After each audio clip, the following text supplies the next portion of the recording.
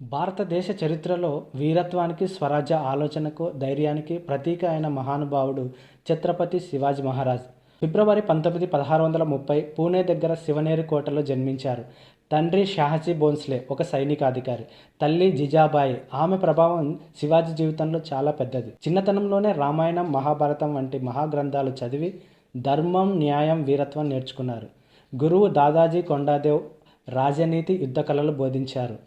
16 ఏళ్ల వయసులోనే తోర్నా కోటను స్వాధీనం చేసుకొని స్వరాజ్య స్థాపన మొదలుపెట్టారు. ఆ తర్వాత జవలి, ప్రతాప్గఢ్, అఫ్జల్ ఖాన్ను వాక్నక్తో చంపి బీజాపూర్ సైన్యాన్ని ఓడించారు.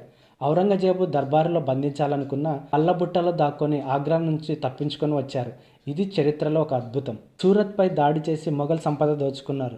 దక్షిణ దండయాత్రలో జింజి, వెల్లూరు వరకు విస్తరించారు. శివాజీ మహారాజ్ కేవలం యోధుడు మాత్రమే కాదు, గొప్ప పరిపాలకుడు కూడా. 1674 జూన్ 6న రాయగఢ్ కోటలో కాశీ పండితుల సహకారంతో పట్టాభిషేకం చేసుకొని ఛత్రపతి బిరుదును అందుకున్నారు. అష్టప్రధానుల మండలి ఏర్పాటు చేశారు.